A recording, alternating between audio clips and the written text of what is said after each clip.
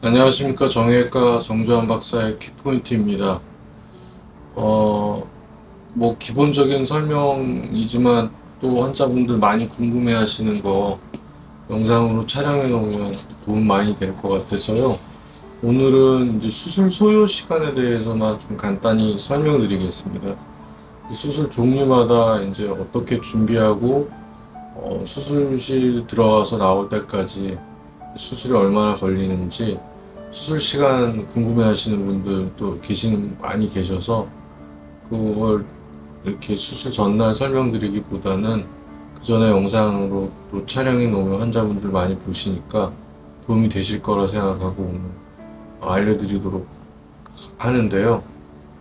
가장 많이 하는 수술, 종아리 속성 연장부터 허벅지 속성, 그 다음에 종아리 프리사이즈, 허벅지 프리사이즈 이렇게 설명드리고, 동시연장 같은 경우는 어떻게 진행되는지 또 설명드리도록 하겠습니다. 그리고 동시연장과 연속연장 또 궁금해 하시는 분들이 있어서 그 부분에 대해서 저의 그 의견도 말씀드리도록 하겠습니다.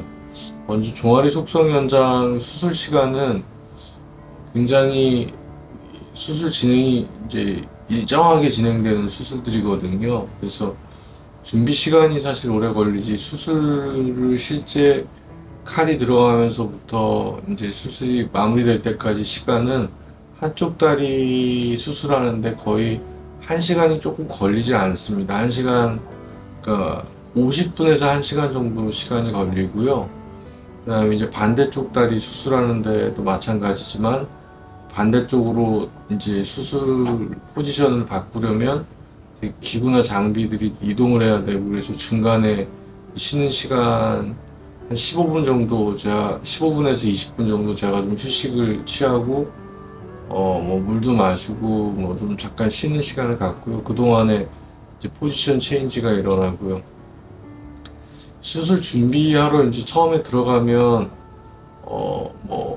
이제 마취과 선생님하고 상담하시고, 그다음에 이제 척추 마취, 허리에다 이제 주사를 맞고 마취가 이제 되는 거를 체크를 하시거든요. 그래서 주사 맞고 마취가 어느 정도 올라오기 시작하면 그때부터 이제 환자분 좀 주무시게 해드리고, 환자분이 이제 잠에 들고 나서부터 수술 준비가 시작됩니다.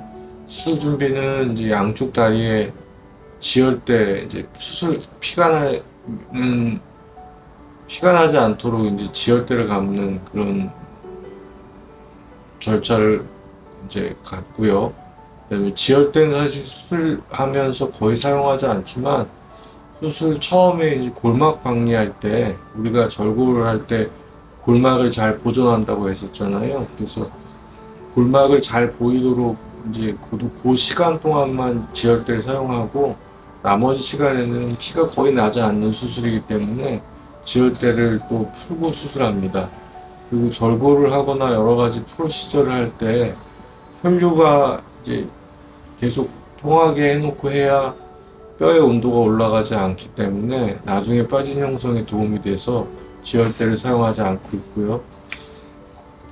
그래서 이제 지혈대를 하고, 그다음에 이제 멸균 처치를 시작하죠. 멸균 처치하고, 그다음에 멸균 포를 다 덮고 이제 수술하는 부위 다리만 남겨놓고, 그다음에 수술실에서 사용하는 그 엑스레이 장치를 이제 설치를 하고, 엑스레이 장치도 멸균 처치, 멸균 포를 다 덮고, 그다음에 이제 수술 기구들이 다 들어오고, 수술 팀들이 이제 이제 마무리 준비를 하는데요. 이럴 때까지 시간이 1시간에서 1시간 반 정도 걸리는 것 같아요. 제가 수술 빨리 하자고 굉장히 이제 진료실에서 전화하면서 어디까지 준비됐냐 계속 부채거든요. 빨리 준비해라. 아무리 그래도 이제 사람들이 빨리 움직이는데 한계가 있으니까 1시간, 빠르면 1시간, 늦으면 1시간 15분 정도 준비가 걸리고, 이제 수술 준비 다 됐다고 연락이 오면 제가 들어가서 이제 수술 시작하면 한쪽 다리에 한 50분에서 1시간, 그 다음에 중간에 한 15분 정도 저한테는 휴식 시간이고, 이제 기구를 위치를 바꿔야죠. 제가 보통 오른쪽 다리부터 수술하는데 왼쪽 다리로 이제 포지션을 다 바꿔야 되니까 그런 시간 갖고 그 다음에 이제 반대쪽 다리 수술을 또 뭐 50분에서 1시간 정도 하고 나면 이 수술이 끝나고 나면 이제 외고정을 이제 마무리 이제 장치 외고정을 이제 수술하면서 뭐 장착을 하지만 그다음에 마지막에 이제 장치하는 여러 가지 이제 로드들이라든지 이런 걸 조이는 또 이렇게 길이를 다 맞추고 해야 되니까 그런 작업이 한 30분 정도 걸리고요. 그래서 그동안에 환자분 이제 마취가 깨고 잠에서 깨고 이런 시간이 됩니다. 그래서 수술할 전처치가 1시간에서 1시간 15분, 뭐 길면 1시간 반, 수술 시간이 양쪽 다리 1시간씩. 그다음 수술 끝나면 이제 회복 시간 1시간. 그래서 4시간 정도 이제 보통 잡고 조금 길어지거나 하면 4시간에서 5시간 수술실 안에서 체류하게 된다. 이렇게 환자분들이 아시면 되고요. 수술 시간은 2시간입니다.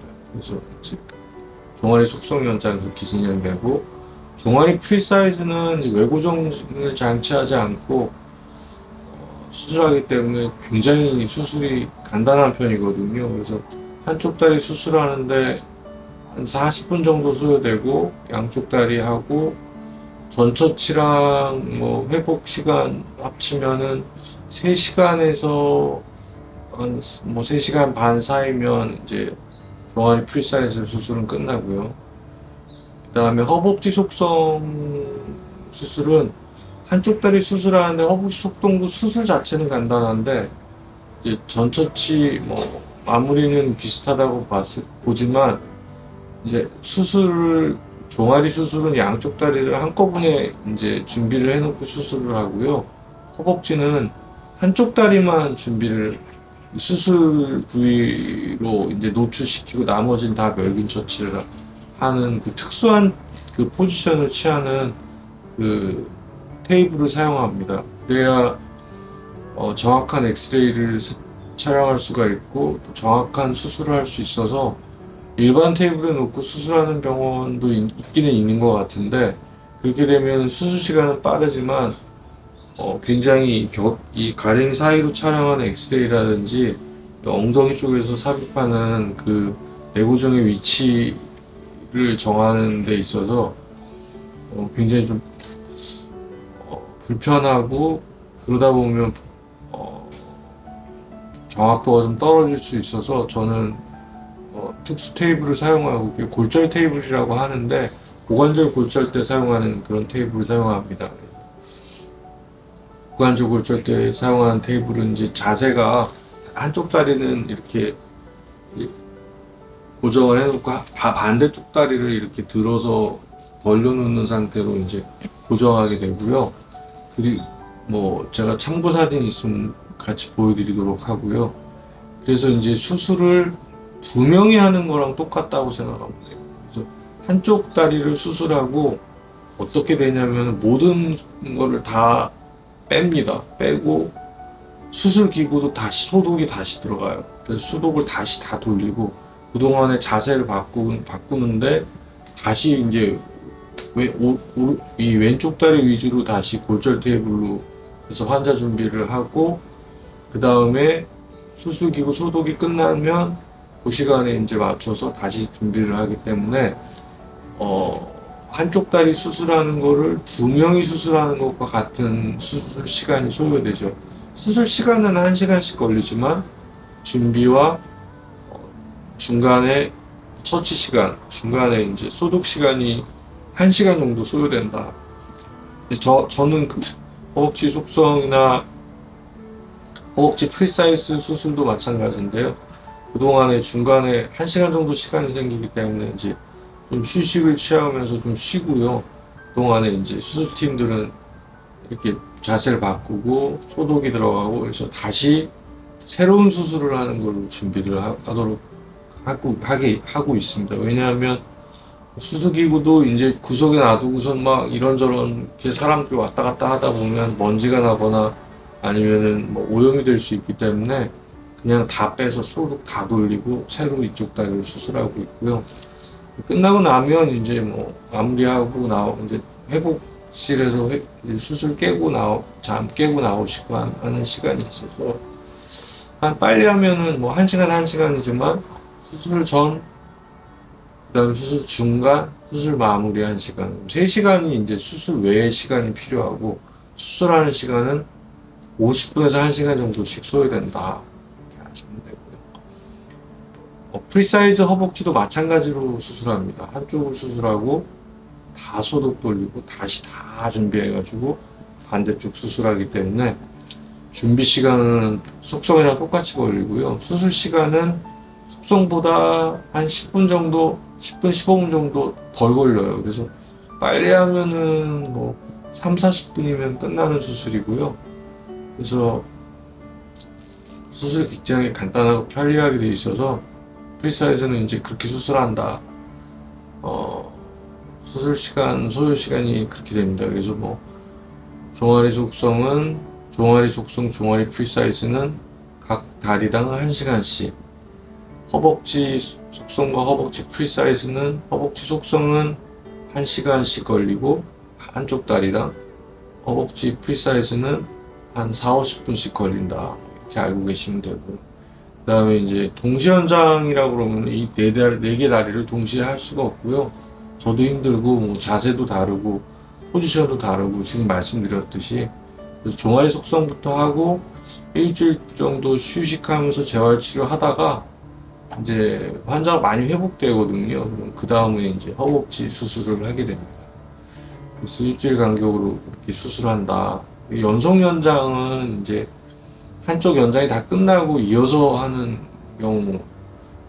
근데 이제 연속 연장 예전에 이제 많이 했었는데 굉장히 지겨워요. 환자들이 이제 지겨워 죽으려고 그러거든요.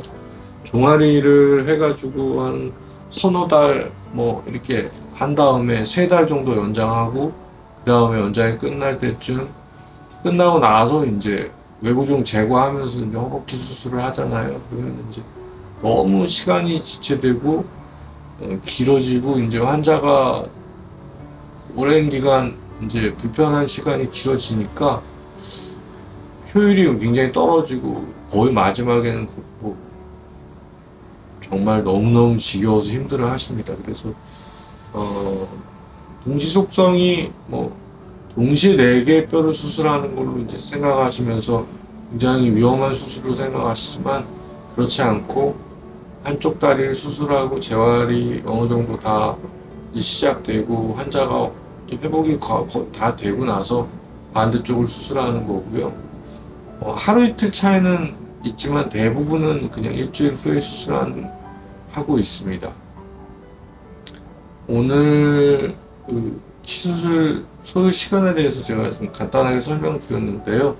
이 부분에 대해서도 굉장히 이제 많이들 궁금해 하시는데, 궁금해 하시거나 아니면 또 잘 모르고 오셨다가 이제 수술 직전에 이제 이야기하면서 알게 되시는 경우가 많아서 미리 한번 설명드리고 이 수술에 대한 아이디어를 좀 가지실 수 있을 거라 생각합니다.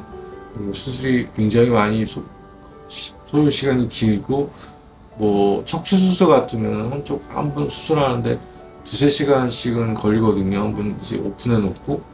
그래서 그런 수술하고는 좀 많이 다르고 굉장히 오픈되어 있는 수술이 아니고 이 모든 상처들이 다 클로즈된 상태로 하는 수술이기 때문에 굉장히 좀 우리가 생각하는 그런 우악스럽고 막 피가 철철 나고 뭐 그런 수술이 아니고요.